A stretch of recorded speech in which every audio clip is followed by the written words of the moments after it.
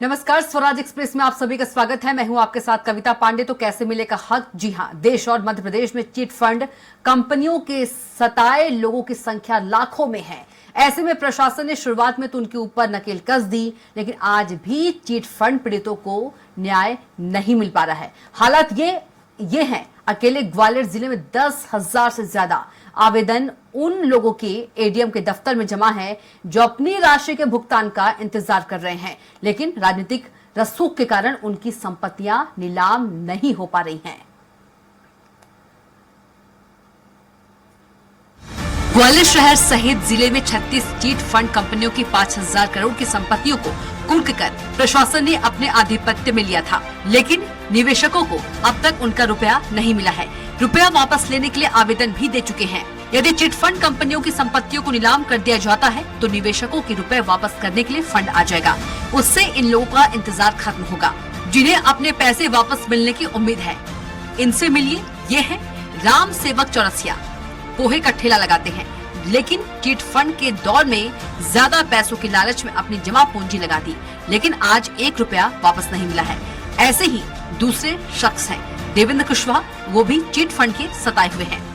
सारा कंपनी में आते ये एजेंट ले जाते और हमने बहुत बदले और खूब सुन रही हो, ना एजेंट सुन रहा हो ना सरकार सुन रही।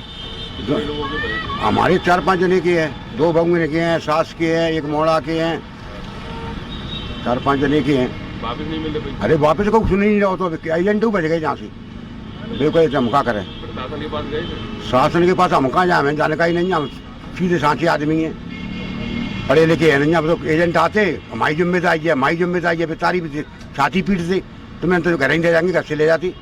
फिर कंपनी में हमने पैसे लगाए थे तो कंपनी घाटा उड़ गया, हमको आज तक पैसा नहीं मिला। मैंने किसी से कर्जा लेके पैसे लगाए थे कंपनी में, तो आज तक वापस नहीं मिले हमको। क्या कह रहे हैं? कंपनी ही नहीं मिल रही हो, जाना कहाँ चले गए? भाग गए सब लोग? हाँ, भाग गए कहीं। प्रशासन के पास भी तो आवेदन जमा करे थे लोगों ने? आवेदन नहीं जमा करवाए थे हमने, इकट्ठे थे, अभी तक कुछ जवाब नहीं आया। ग्वालियर जिला प्रशासन ने साल 2011 में चिट फंड कंपनियों के खिलाफ कार्रवाई की थी। इन कंपनियों के पास बैंकिंग का अधिकार नहीं था, लेकिन कंपनियों ने डेयरी, जमीन सहित अन्य कामों के नाम से रुपए जमा कराए और पॉलिसी दी। धन दोगुना करने का लालच दिया था। इस लालच में लोगों ने रुपए जमा किए।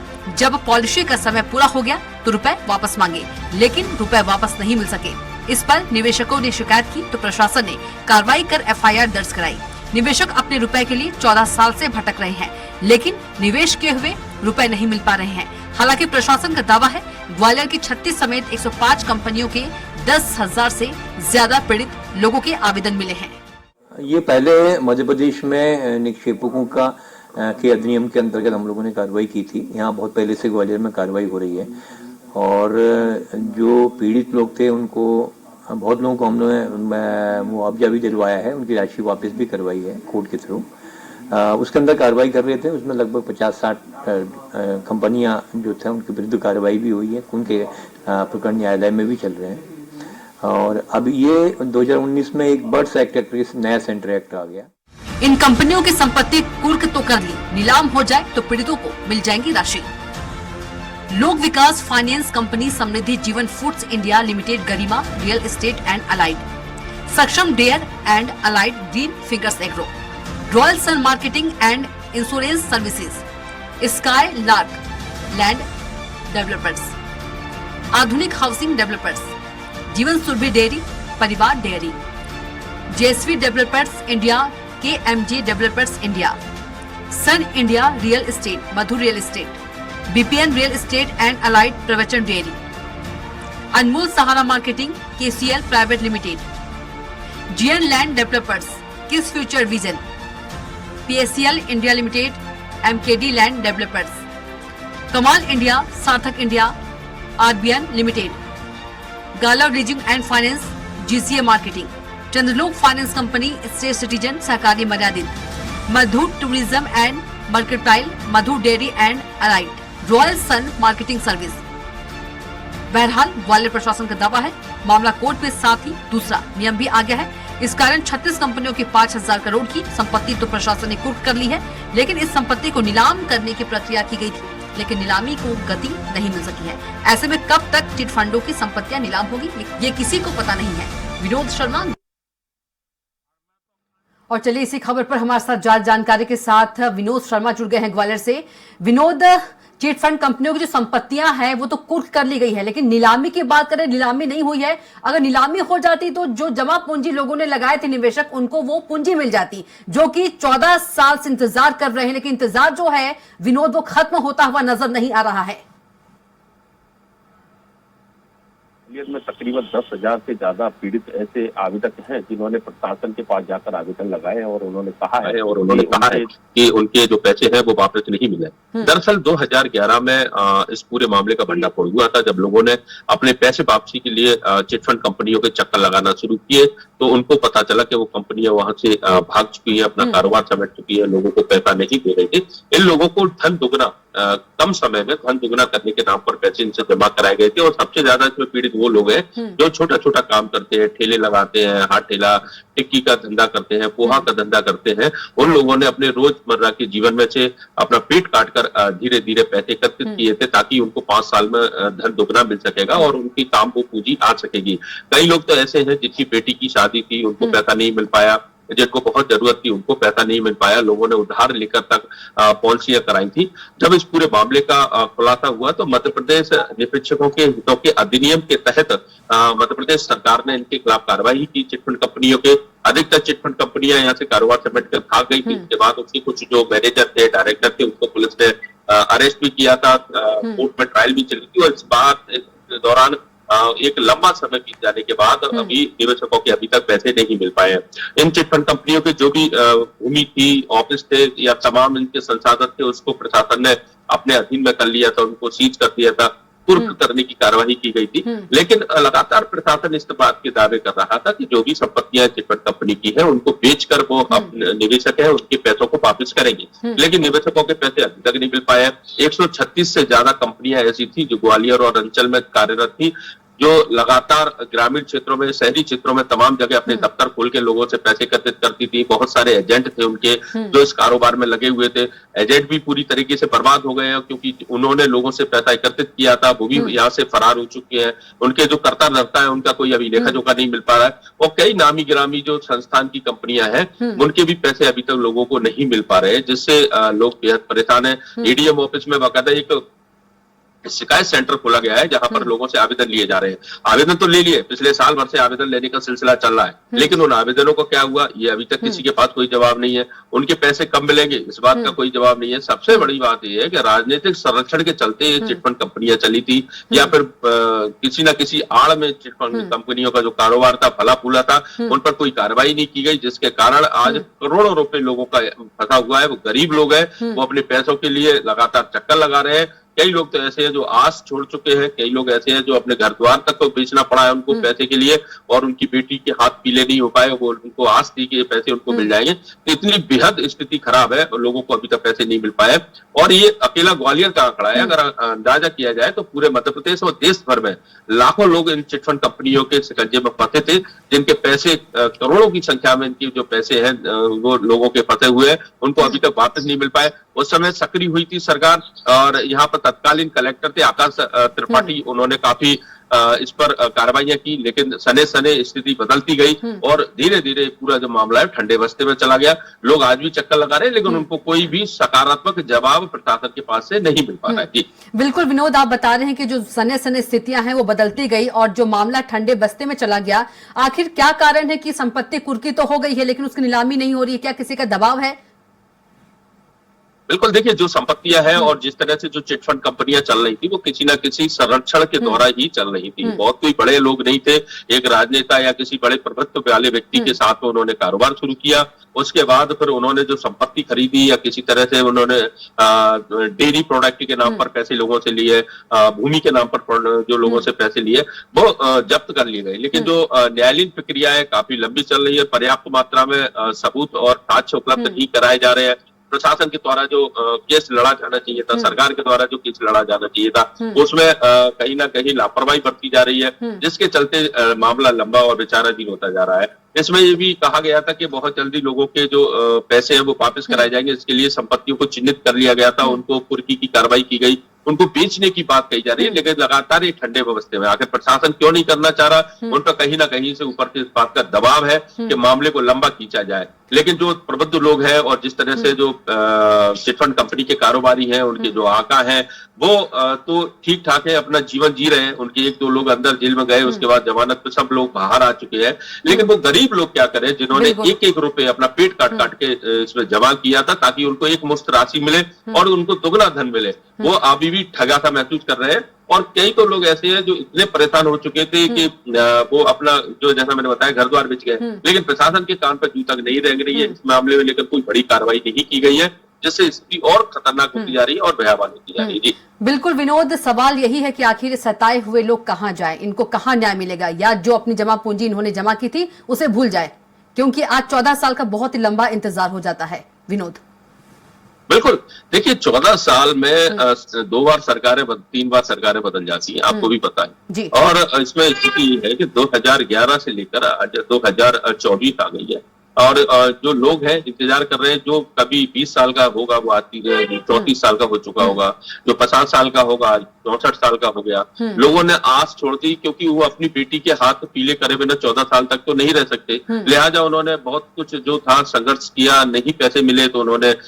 तमाम तरह के जो उपक्रम किए और उसके बाद पैसा एकत्रित किया, जिसमें या तो घर बेचा उन्होंने या फिर लोगों से कर्ज लिया उन्होंने। और लेकिन उनको आस ये थी कि जो पैसे उनको मिल जाएंगे तो वो अपना दोबारा से घर खरीद सकेंगे, कर्ज अपना चुका सकेंगे। तो इतने लंबे अंतराल में, 14 साल के अंतराल में भी उनको अभी तक पैसा नहीं मिल पाया, उनकी देनदारियां नहीं मिल, उनको जो निवेशकों के जो पैसे थे उनको नहीं मिल पाए। और इसमें बहुत नामी गिरामी कंपनियां हैं जिनके द्वारा उनको जो विश्वास दिलाया गया था, जिसमें सहारा जैसी एक कंपनी थी, उसके भी लोगों के पैसे डूब गए। तो अगर लोग भरोसा करते तो किस पर करते, और ये सब कुछ प्रशासन के आंखों के सामने चलता रहा, कारोबार प्रशासन की नाक के नीचे कारोबार चलता रहा। अगर वाकई ये लोग आरबीआई के नियमों का उल्लंघन कर रहे थे और आरबीआई के नियमों के तहत लोगों से इन्वेस्ट नहीं करा रहे थे, तो प्रशासन ने उस समय बड़ी कार्रवाई क्यों नहीं की? और क्यों प्रशासन इंतजार करता रहा, सरकार इंतजार करती रही कि 8-10 साल तक ये कारोबार चलता रहे, लोगों के पैसे ये लोग लूट लें और किसी तरह से उसके बाद ये फरार हो जाए, तब जाकर हरकत की जाएगी, कार्रवाई की जाएगी। तो ये सब कुछ सरकार की जिम्मेदारी होती है, सरकारी नुमाइंदों की जिम्मेदारी होती है, लेकिन उन्होंने अपनी जिम्मेदारी को पूरी तरह से निर्वहन नहीं किया। और इसमें जो इनके जो सरपरस्त थे वो बड़े बड़े पदों पर, या तो प्रशासनिक पदों पर उनके कहीं ना कहीं संपर्क थे, या फिर वो राजनीतिक ऐसे रसूख रखते थे कि उन पर हाथ डालने की जहमत तक कोई नहीं उठाता था। जब मामला बेहद बढ़ गया तो उन पर छोटी मोटी कार्रवाई की और बाकी के कंपनी के जो कर्णधार थे जी, लेकिन किसी न किसी तरीके से वो आज जेल से बाहर हैं। वो लोगों के, गरीब लोगों के पैसे पे मर्जी कर रहे हैं और अच्छा जीवन जी रहे हैं, और जो गरीब लोग थे जिनके पैसे हैं वो आज तिल करके मर रहे हैं। जी बिल्कुल विनोद, आप बता रहे थे कि माफ कीजिए, एडीएम कार्यालय में 10,000 जो बंडल है निवेशकों जो आवेदन है वो रखे गए हैं। हाँ बिल्कुल, देखिए जब एडीएम कार्यालय में ये पूरा तरीके से तय कर लिया गया था कि लोगों के आवेदन तो ले ही जाएंगे ताकि लोगों में धैर्य बना रहे, पैसे कब लौटेंगे। विनोद आपको रोकना चाहूंगी, हमारे साथ वरिष्ठ पत्रकार और समाज सेवी राकेश अचल जी जुड़ गए हैं। राकेश अचल जी, बहुत स्वागत है आपका चर्चा में। जी नमस्कार। जी नमस्कार। राकेश जी, यदि सिर्फ ग्वालियर की बात करें, ग्वालियर में 10,000 आवेदन जो है एडीएम कार्यालय में बंडल बनाकर रखा गया है, और 14 साल से जो निवेशक है इंतजार कर रहे हैं अपने ही जो पूंजी है वो पाने के लिए, आखिर इसका जिम्मेदार कौन, कहाँ जाए ये लोग? देखिए, इसमें जिम्मेदारी तो सीधे जिला प्रशासन की होती है, और लेकिन जनाब अभी जैसा मेरी जानकारी है कि इसकी जिला प्रशासन बहुत फौरी तौर पर कार्रवाई कर रहा है। अन्यथा 14 साल में जितना लंबा पीरियड होता है उसमें जो चिटफंड कंपनियां थी उनकी संपत्तियों को बेच करके ये पैसा हितग्राहियों को वापस कराया जा सकता था। लेकिन ये मामला क्योंकि 1-2 कंपनी नहीं है, इसमें दर्जनों कंपनियां हैं, और इसमें तो यहाँ तक अगर आपकी खबर को मैंने देखा था, इसमें सहारा इंडिया जैसी कंपनी जो है, जो बहुत प्रतिष्ठित चिटफंड कंपनी थी, उसके हजारों करोड़ रुपए फंसे पड़े हैं। वो नहीं मिलने के लिए छोटी कंपनियां हैं, और इनकी जो संपत्तियां थी वो भी अब केवल ढांचे रह गए हैं। उनको पुलिस और प्रशासन की मदद से उनके अंदर जो सामान था वो तो गायब हो चुका है, लेकिन प्रशासन ने आज तक कोई कार्रवाई नहीं की है। तो ये सिर्फ मुंह दिखाने का काम है, क्योंकि ये राजनीतिक संरक्षण में चलने वाला सबसे बड़ा अवैध कारोबार था, जो बंगाल से मध्य प्रदेश में आया था, और मेरे ख्याल से ये बात 12-13 साल से ज्यादा हो गई है। बिल्कुल जी। राकेश जी, अपने ही जो पैसे हैं उसको पाने के लिए जो निवेशक है वो लंबा इंतजार कर रहे हैं, और फिर से सवाल वही उठता है कि आखिर जाए तो जाए कहां, किसके पास जाए, क्योंकि कहीं भी न्याय नहीं मिल पा रहा है। देखिए, इसमें चिंता ऐसा है कि जिस समय अभी जो तत्कालीन कलेक्टर थे आकाश त्रिपाठी, उनकी इच्छा शक्ति की वजह से ये कारोबार इस पूरे संभाग में, ग्वालियर अकेले में नहीं, ग्वालियर चंबल संभाग में रोका गया था, और उन्होंने इतनी सख्त कार्रवाई की थी कि इसको चलाने वाले तमाम संचालक जेलों में गए, उनकी गिरफ्तारियां हुई, उनके बैंक खाते सीज किए गए। लेकिन जैसे ही आकाश त्रिपाठी है, उसके बाद जितने भी कलेक्टर आए, उन्होंने इस मामले को कभी गंभीरता से नहीं लिया, उसको कभी प्राथमिकता पर नहीं रखा।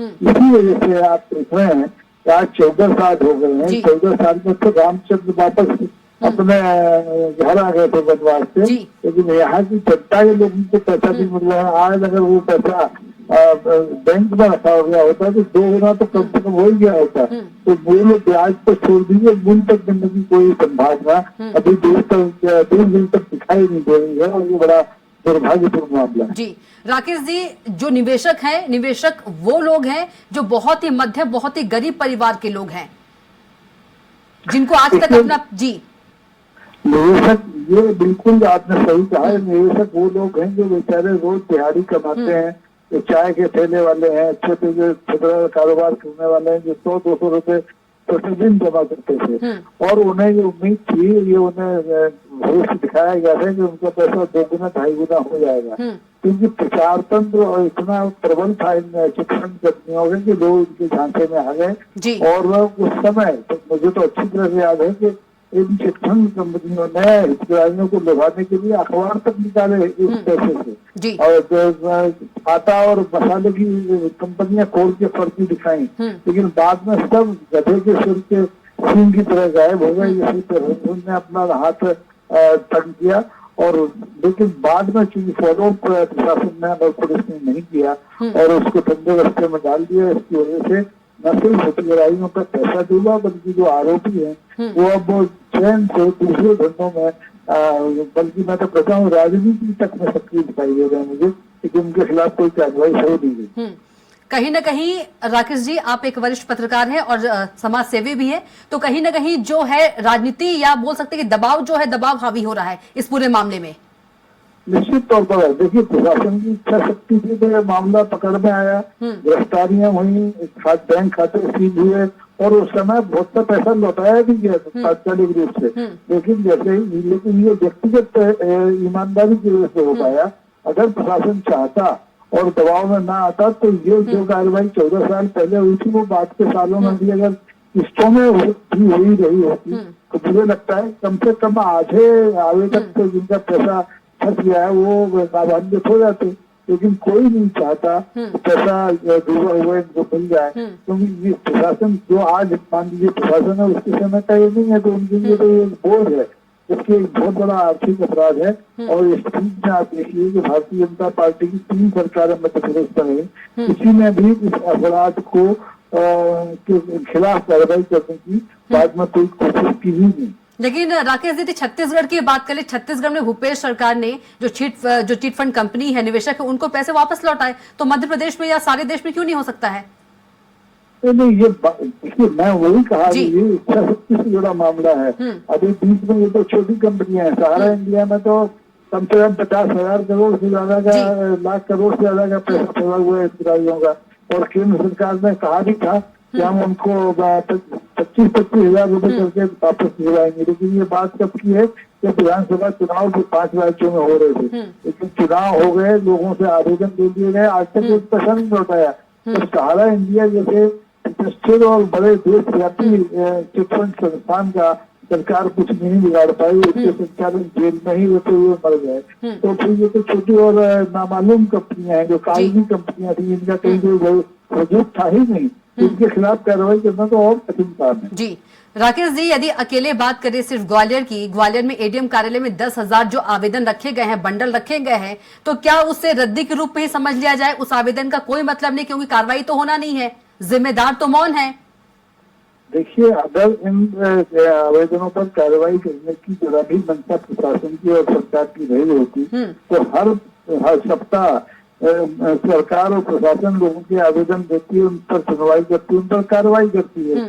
लेकिन ये जो आर्थिक अपराध है, इससे जुड़े हुए 10,500 मामले आप दीमक खाने की स्थिति में होगा और दीमक की उसका निर्णय करेगी प्रशासन और शासन। कुछ मेरे को लगता है करने की स्थिति में है नहीं और ना उनकी इच्छा है कि वो पीड़ितों को न्याय दिलवाएं।